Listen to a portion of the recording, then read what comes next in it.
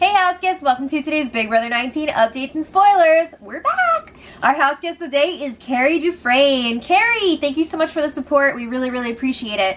And if you guys want to be house guest of the day, check out our Patreon link in the info box below. I just ate a bunch of string beans. Okay, so the feeds came back around midnight last night, Eastern time, and we find out quite a bit of stuff here. We gotta put the pieces together. Christmas won the HOH competition. Matt and Jason are up on the block. Both pawns, sort of. We're gonna get into that. You know, you gotta assume that she's trying to backdoor Mark this week, but are they both pawns? We'll get there. So, also, Jason may have won the HOH during the double eviction, but that doesn't mean he doesn't still get a basket. So he got a letter from his wife, and he actually found out that she's pregnant. Oh, I don't like babies, but congratulations. That's so exciting for him and his family. Best wishes to them. Okay, so he's like really excited about that. Everybody's excited for him. It's like new life in the Big Brother house. Okay, so then back to the game.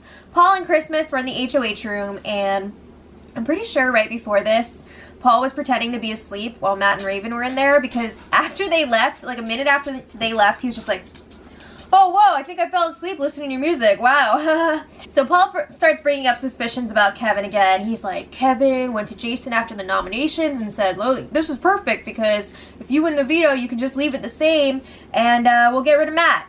So Christmas is like, why is he pushing so hard for Matt? And why is he trying to change my effing agenda?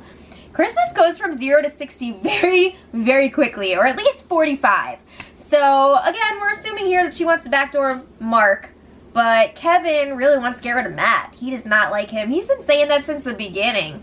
So, Christmas also brings up a conversation that she walked in on between Kevin and Jason. Kevin was asking why Mark didn't use the safety on him. What? So, that is part of the upcoming temptation that we're not going to get the full story on until tomorrow's episode. But, we'll talk about it in a second. So, Christmas is a little bit paranoid that things are too calm right now because it was very chill in the house when the feeds came back last night. So then Paul's like, don't worry, somebody will F it up. And they agree that it's probably going to be Kevin. Or maybe it's just going to be you saying it's Kevin when it's not really. Alright, so more information on the new temptations. 2 smaller trees have appeared underneath the big apple tree across from the front door. And they have these phrases on them. So one of the trees says, save a friend and can't play in next HOH. And the other tree has eliminate 2 eviction votes, second veto, and bounty on your head. So that's 5 different temptations. I guess that's how many weeks we have left, right? About 5? I don't know. But all of them are pretty self-explanatory, except for bounty on your head. And I'm pretty sure that one means that whoever gets that, the HOH would win $5,000 if they got rid of that person during their HOH week. Pretty crazy. Alright, so I don't know exactly how this works yet. I'm assuming somebody is like, hey, I'm gonna go for the temptation. They get to randomly pick one of those, and it's just the luck of the draw. You know, I don't think they get to pick which one they get. But apparently, Mark got to pick while the feeds were still down, and he got Save a Friend, and he used it on Paul. So we're gonna talk about that in a minute, but yeah, we're gonna get into that a little bit.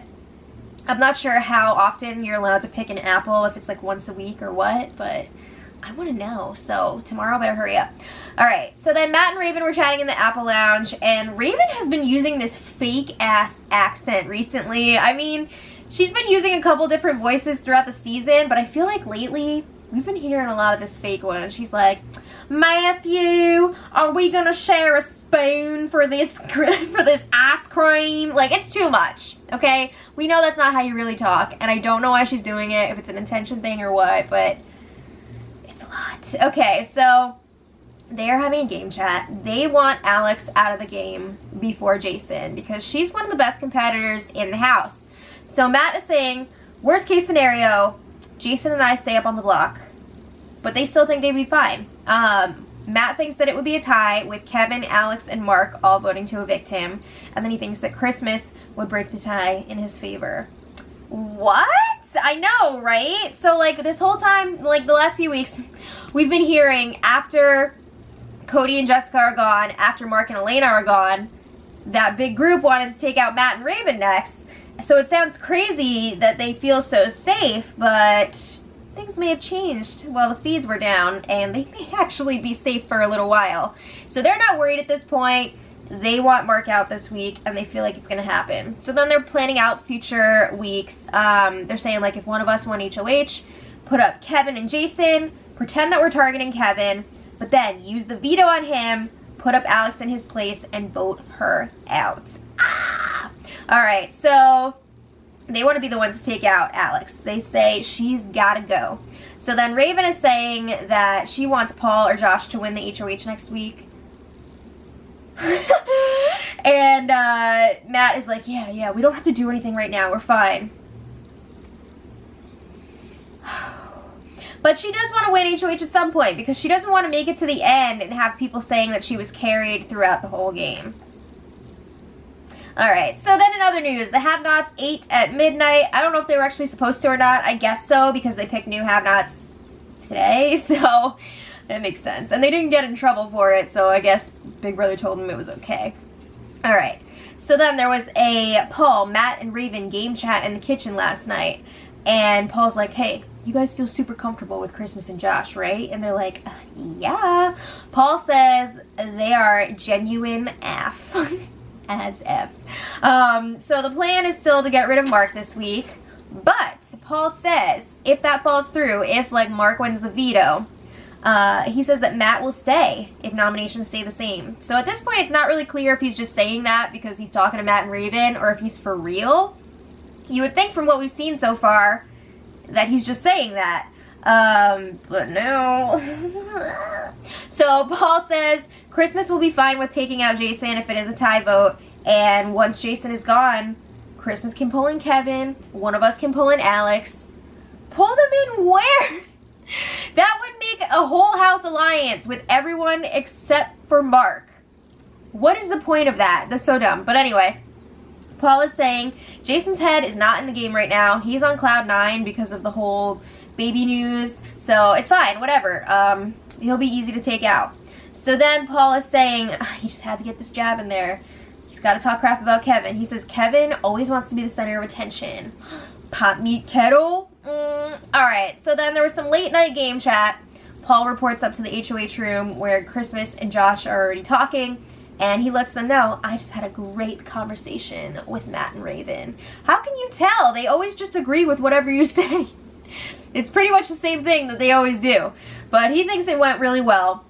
So then Paul says he wants the three of them, Christmas, Josh, and himself, to go to the final 5 with Matt and Raven.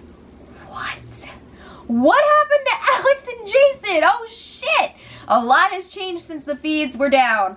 So I guess Paul is finally realizing that Alex and Jason would definitely take each other to the final 2. Duh. Also, Paul is pissed because Jason admitted that he did have that conversation with Mark while they were playing chess about potentially taking out Paul in the future, and he was like, you know, I wasn't like saying we're gonna do that, but like I was part of that conversation, and that's making Paul really nervous. So he's just like, you know what?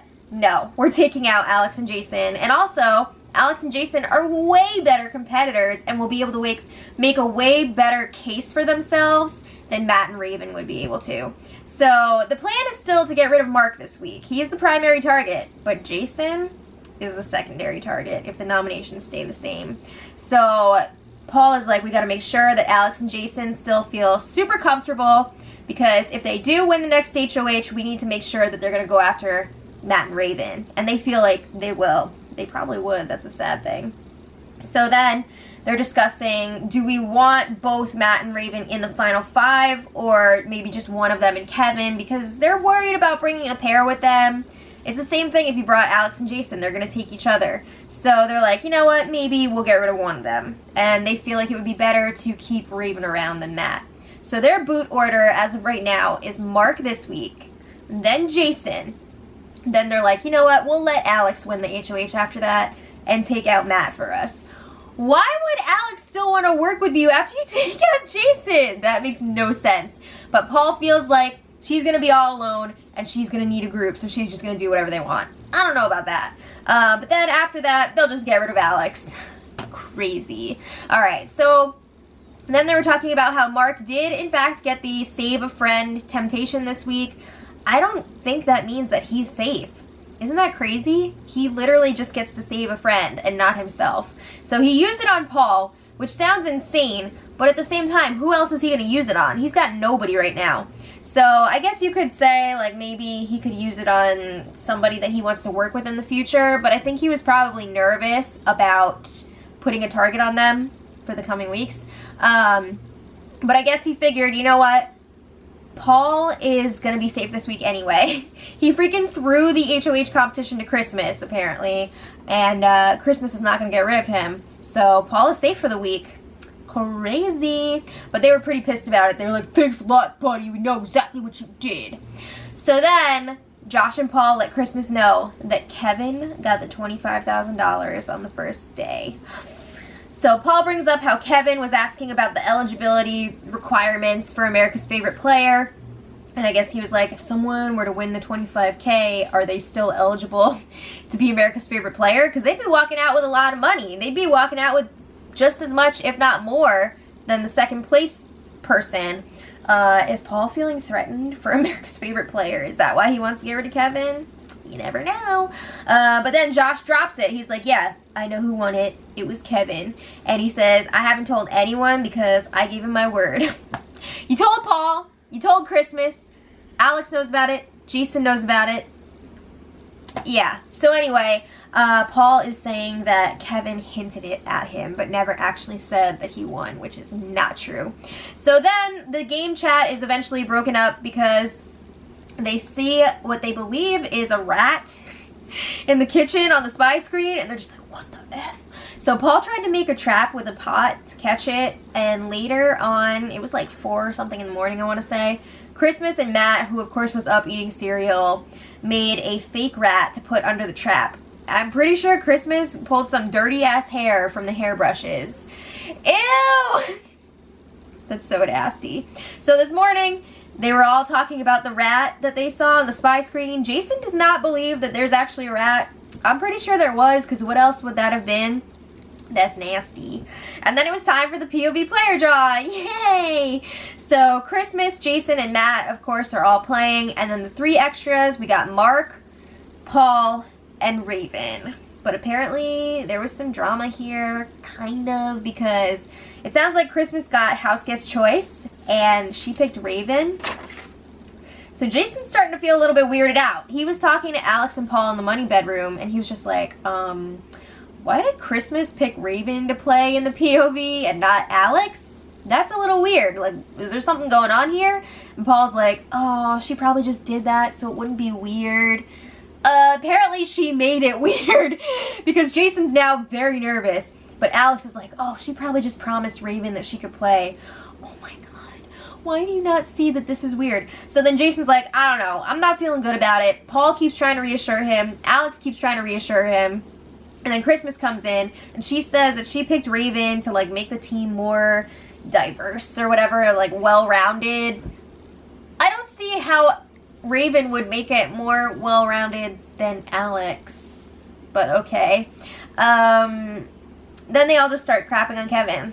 You know, that's like the real bonding thing they can all agree on. So then Jason and Alex were talking alone in the storage room, and again, Jason is really worried that something's about to go down. It's really wigging him out that Christmas picked Raven to play in the POV over Alex, because if you really wanted somebody to win the POV, why would you do that? Alex has such a better track record compared to Raven, and also Jason is under the assumption that Christmas is working with him and Alex, not Matt and Raven. So why would you put Raven in the competition when she's with Matt? You know, it's weird. But I mean, we know what's up, but he doesn't fully yet. So then Alex is like, Paul said you're being paranoid. It must be true then. So she says, we have this solid, we have the votes to stay, it's gonna be fine. So Jason's like, you need to wake up a little bit. You know, you gotta realize these people are not as stupid as you think. they're gonna start coming after us at some point. And Alex is like, no, we're fine. What? Oh my God. And she says they're going on the final 3 with Paul. It's gonna be fine. Oh my God. All season, Alex has been saying that Paul is not gonna turn on them because his whole thing is friendship. It's about to go down, girl. All right, so then it was time for the have-not reveal. Christmas got to pick 2 have-nots for the week. They're down to 2 now. It's probably almost over. So Josh volunteers to be one, and then after a really long pause, Mark is just like, you're gonna backdoor me and make me a have-not this week, Christmas? And she does. She makes him a have-not. Technically, though, he can't be backdoored this week because he is playing in the Power Veto competition. He has the opportunity to win this veto. But whatever. Technicality. So then Mark is like, well, maybe I'll go for the temptation key. Gotta see how this POV plays out, because if he doesn't win it, he's probably going home. So he's like, you know what, if I don't win it, maybe I'll just go for that key so I can eat and, like, be a have. Alright, so then Josh was in the storage room with Matt and Raven, and he tells them, Kevin was asking me what would happen if Mark wins the veto, and he was like, is Matt gonna be the target? So they were just like, what? But more importantly, damn, I guess they're really done with Kevin now. Josh is freaking spilling shit to Matt and Raven like it's nothing. That happened very quickly, I feel like. So Josh is telling them Kevin's acting really paranoid and fishing for info. He's reassuring them that Matt is good this week. He's not going anywhere. And then Raven reports this information to Christmas. And Christmas is like, that Kevin, blah. So then Christmas confronts Kevin in the money bedroom. And she was a little bit aggressive here. She was like, I need you to do me a favor. I need you to not talk to anyone about the what ifs until after the veto is done. And Kevin's just like, what? What's going on here? Who did I talk to? Did somebody say that I was talking to somebody? And Christmas will not give him an answer. She's not dropping any names. But she's like, I'm asking a favor. And she said that like 5 times. So then Kevin's like, all right, I won't talk to anyone. Relax. I only talk to Jason anyway. So then Christmas is like, early chatter makes people nervous. So we're just going to go out there and have fun with the veto. Don't talk to anyone. Yeah, so anyway, Big Brother gave them some plastic containers for the food. I guess there was a rat. Oh shit, that's gross. And then we're just waiting around for the Power Veto competition to happen. I don't know if maybe they're waiting until after Jason and Alex's punishments are over, because that should be ending tonight. Also, maybe it's a night competition, who knows? But if they do, in fact, do the veto tonight, which they should, check back later. If it's not too late, I'll put the winner in the info box for the spoiler. So let me know what you guys think. A lot of changing things here. It's pretty interesting to watch. But let me know what you guys think in the comments. And until tomorrow, much love.